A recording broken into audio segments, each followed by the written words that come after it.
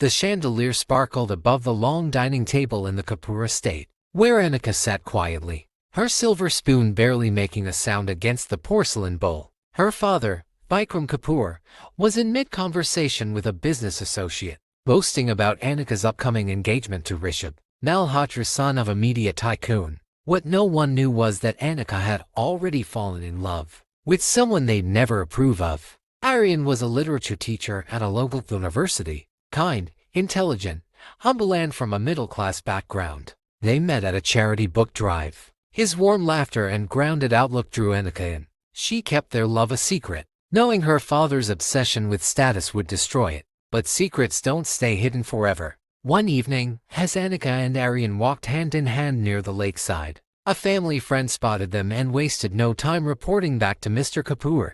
Annika returned home to a storm. Her mother cried. Her father's face was red with fury. "You will not throw away generations of pride for a man who can't even afford a driver," he shouted. "You're marrying Rishabh. This discussion is over." But for Annika, it had only just begun. Annika begged her parents to meet Aryan just once, to see him as a person, not a paycheck. They refused. They threatened to cut her off, disown her, blacklist Aryan. Aryan, too, faced his own battle. His friends warned him, "They'll never accept you. Don't ruin her life." But Aryan never pressured her. He simply said, "I want a life with you, Annika, but not one you'll regret." It was that quiet strength that made her love him even more. One rainy afternoon, soaked and trembling from the cold and confrontation, Annika arrived at Aryan's modest apartment. "I told them no," she said, voice breaking. She pulled out a ring she had bought herself. "If the world says we can't, then let's show them we can.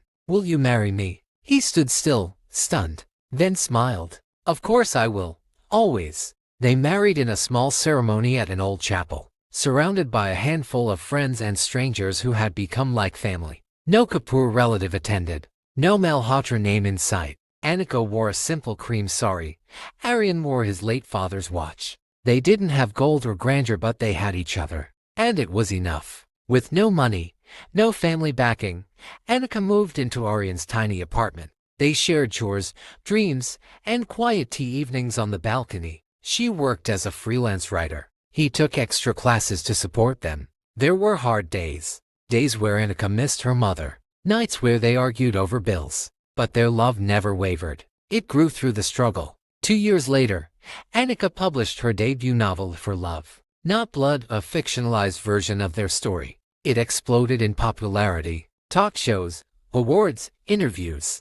Everyone wanted to hear from the girl who defied an empire for love. Suddenly, the same elite world that once closed its doors now wanted her back. It came quietly, her father, standing at their doorway. No security guards, no entourage, just a trembling man holding an old photo of her as a child. "I was wrong," he whispered. "You chose something I never had the courage to." Tears rolled down Annika's face. Aryan stood beside her, hand in hers. They didn't hug, not yet, but the door, once slammed shut, was now slightly open.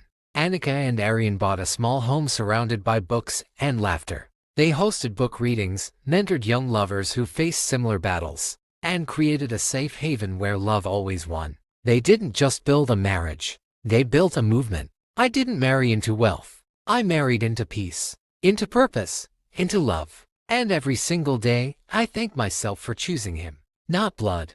Thanks for watching. Please like and hit the subscribe button.